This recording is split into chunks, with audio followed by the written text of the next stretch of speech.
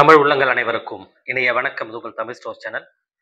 So இந்த video வந்து பார்த்தீங்கன்னா, புதுச்சேரி சேர்ந்த மாணவர்களுக்கு மிக முக்கியமான ஒரு வீடியோ.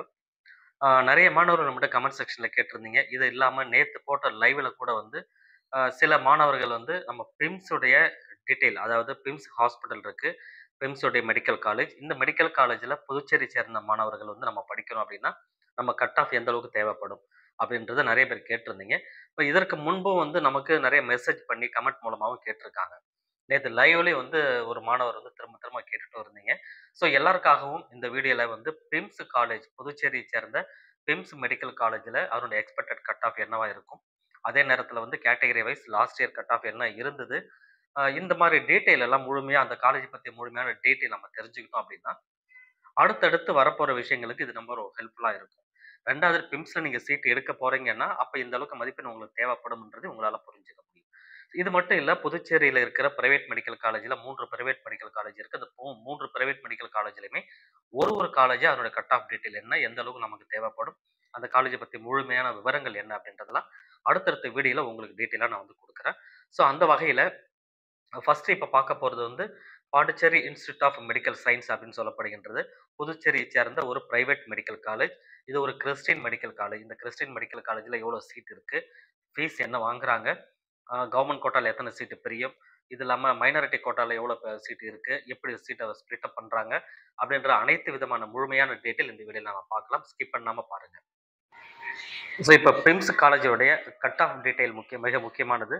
ஸோ இந்த கட் ஆஃபில் என்னென்ன விஷயங்கள்ன்றதை நான் ஏற்கனவே சொன்ன மாதிரி டீட்டெயிலாக நம்ம இப்போ பார்த்துடலாம். ஸோ இப்போ ஒரு ஸ்லைட்லேயும் நம்ம வந்து செக் பண்ணி பார்க்கும்போது இதில் ஃபஸ்ட்டு நம்ம பார்க்க போகிறது இந்த பிம்ஸ் மெடிக்கல் காலேஜுடைய எஸ்டாப்ளிஷ்டு எப்போ அவங்க ஸ்டார்ட் பண்ணாங்க, எப்போ அதனுடைய இனிஷியேட் பண்ணாங்க அப்படின்னு பார்த்தீங்கன்னா 2000 வந்து அவங்க இனிஷியேட் பண்ணியிருக்காங்க. இது அஃபிலியேட்டட் வந்து பாண்டிச்சேரி யூனிவர்சிட்டி தான் அஃபிலியேட்டட். இதில் கிறிஸ்டின் மைனாரிட்டி இன்ஸ்டியூட் அப்படின்னு சொல்கிறதுனால இதில் 75 சீட் வந்து கிறிஸ்டின் மைனாரிட்டிக்கு மட்டும்தான் சீட் வந்து அலாட் பண்ணுறாங்க. இந்த கவுன்சிலிங் எப்படி நடக்கும்ன்றதை நான் அதுக்கப்புறம் சொல்கிறேன்.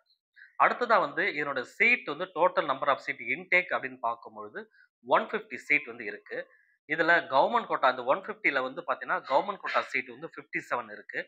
என்ஆர்ஐயில் ஒரு 18 சீட் இருக்குது. கிறிஸ்டின் மைனாரிட்டியில் ஒரு 75 சீட் இருக்குது. ஓவராலாக வந்து பார்த்தீங்கன்னா 150 சீட் வந்து இதில் வந்து ஸ்ப்ளிட் பண்ணுறாங்க, நமக்கு பிரிக்கிறாங்க. இந்த கவர்மெண்ட் கோட்டால 57 சீட் இருக்குன்னு சொன்னோம் இல்லையா, இதுல கேட்டகரி வைஸ் வந்து பிரிப்பாங்க. பிசிஎம், எம்பிசி, எஸ்சி, எஸ்டின்னு சொல்லி கேட்டகரி வைஸ் ஃபீஸ் வந்து பிரியும். அதுல பிரிஞ்சுன்னு சொன்னா அதுல தனித்தனியா ஸ்பிளிட் அப் ஆனது வரும். ஸோ இது வந்து அந்த காலேஜோட ஓவரால் டீடைல். ஸோ இப்போ மிக முக்கியமானது அடுத்த கேள்வி நமக்கு ஃபீஸ் தான். இந்த ஃபீஸ் பொறுத்த வரைக்கும் வந்து பிம்ஸ்ல கவர்மெண்ட் கோட்டா ஃபீஸ் அப்படின்னு சொல்றது, கவர்மெண்ட் ஃபீஸ் என்ன அப்படின்னா 4 லட்சம் பர் இயர் வந்து வருது. இந்த 4 லட்சம் அப்படின்னு சொல்றது என்னன்னா சென்டர் கவுன்சிலிங் மூலமா வந்து பிம்ஸ் மெடிக்கல் காலேஜுக்குள்ள வரும் பொழுது வருடத்திற்கு 4 லட்ச ரூபா வந்து பே பண்ற மாதிரி இருக்கும். அதுவே சென்டர் கவுன்சிலிங் மூலமா வந்தாலுமே மேனேஜ்மெண்ட் கோட்டாக்குள்ள நீங்க வரீங்க அப்படின்னா 16,80,000 வந்து நீங்க பே பண்ணணும். ஸோ இது இல்லாம என்ஆர்ஐ, ஓசிஐ இதனுடைய ஃபீஸ் வந்து பார்த்தீங்கன்னா 21 லேக்ஸ் வந்து வருது பர் இயருக்கு. இது ஓவரால் வந்து பிம்ஸோட டீடைல். கிட்டத்தட்ட இப்போ பிரைவேட் மெடிக்கல் காலேஜில் மோரோவர் வந்து சேம் ஃபீஸ் தான் இருக்கும் புதுச்சேரியை பொறுத்த வரைக்கும். இது வந்து 4 வருஷத்துக்கு கவர்மெண்ட் கோட்டாவில் நீங்கள் உள்ள வரீங்க, சென்டர் கவுன்சிலிங் மூலமாக உள்ள வந்தாலுமே கிட்டத்தட்ட 4 லட்ச ரூபா வருடத்திற்கு ஃபீஸ் அப்படின்னு சொல்லும் பொழுது இந்த 4 லட்சத்துல வந்து 4 லட்சத்தோட முடியாது. கிட்டத்தட்ட இன்னும் ஒரு 2 லட்ச ரூபா எக்ஸ்ட்ரா தான் வரும் உங்களுக்கு. கிட்டத்தட்ட 6 லட்ச ரூபா வரைக்குமே உங்களுக்கு ஃபீஸ் ஆனது வருவதற்கான வாய்ப்புகள் மிக அதிகமாக தான் இதில் இருக்கு. ஸோ இது ஒன்று. அதே போல கட் ஆஃப், இந்த கட் ஆஃப் வந்து ரொம்ப முக்கியம் இல்லையா? அந்த கட் ஆஃப் வந்து லாஸ்ட் இயர் கட் ஆஃப் என்ன இருந்தது, 2023லேயே வந்து எந்த அளவுக்கு இருந்தது அப்படின்னு நம்ம ஓரளவு ஒரு கிளான்ஸ் தெரிஞ்சுக்கிட்டோம்னா இந்த வருடம் 2025ல் நமக்கு எந்த அளவுக்கு கிடைத்தா நமக்கு சீட்டு கிடைக்கும் அப்படின்றத நம்மளால ஈஸியா புரிஞ்சுக்க முடியும். சரி, ஃபர்ஸ்ட் வந்து பாத்தீங்கன்னா ஜெனரல் கேட்டகரி 2023ல 515ல வந்து க்ளோஸ் ஆயிருக்கு ஜெனரல் கேட்டகரியில் இருக்கிறவங்களுக்கு. அது 2024ல 570 வந்து இன்க்ரீஸ் ஆச்சு. ஆனா 25ல நமக்கு டிக்ரீஸ் ஆக போகுதுன்னு சொல்லுவோம். இது எல்லாருக்குமே தெரிஞ்ச விஷயம் தான். எப்படி பார்த்தாலும் குறைந்தது 50 மதிப்பெண், நான் சொல்றது ரொம்ப குறைவா சொல்றேன், குறைந்தது 50 மதிப்பெண் கீழே கண்டிப்பா குறையும். அப்படி பார்க்கும்பொழுது கிட்டத்தட்ட 570ன்றது 520, 500 ரேஞ்சுக்கே உங்களுக்கு வந்து ஜெனரல் கேட்டகரியில சீட்டானது கிடைப்பதற்கான வாய்ப்புகள் வரும். அதே போல ஓபிசி கேட்டகரியில வந்து பார்த்தீங்கன்னா, 2023ல 507 மார்க்ல முடிஞ்சது. இங்க வந்து பார்த்தீங்கன்னா, 565ல 2024ல வந்து முடிஞ்சிருக்கு.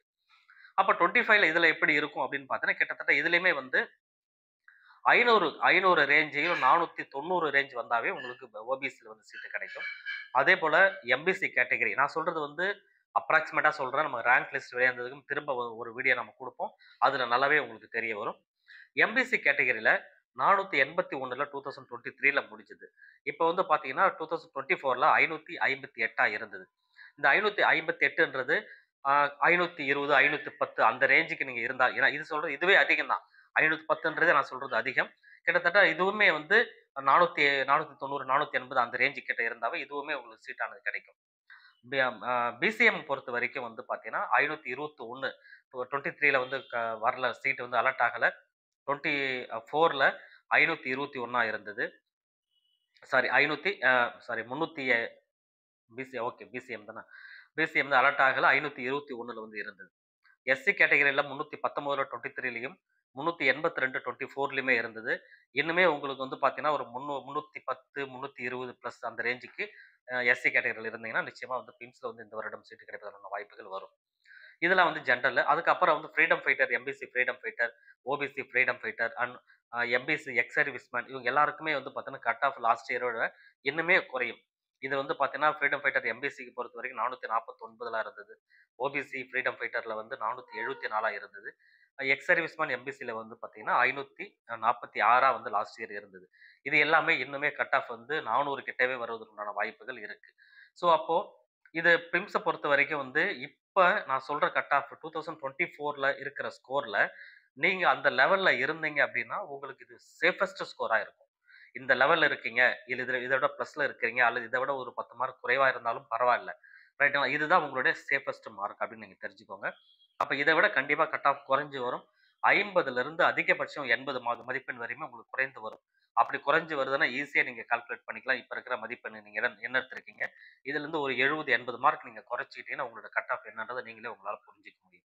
நான் சொன்னது எல்லாமே இப்போதைக்கு அப்ராக்ஸிமேட்டா நம்மளால சொல்ல முடியும் அப்படின்றதுனால, நாம இன்னும் கொஞ்சமே வந்து ரேங்க் வச்சு நம்ம பார்த்தோம்னா, கொஞ்சம் நெருங்கி வரலாம். பட் எதுவுமே அது கரெக்ட்டா இருக்காது இப்பயுமே. உங்களுக்கு வந்து ரேங்க் லிஸ்ட் வெளிய வரட்டும். திரும்ப கட் ஆஃப் பிரெடிக்ஷன் என்னன்றது கிட்டத்தட்ட 99% கரெக்ட்டா நம்மளால சொல்ல முடியும். சரி. அடுத்தது கிட்டத்தட்ட வந்து பார்த்தீங்கன்னா, இவ்வளோதான்.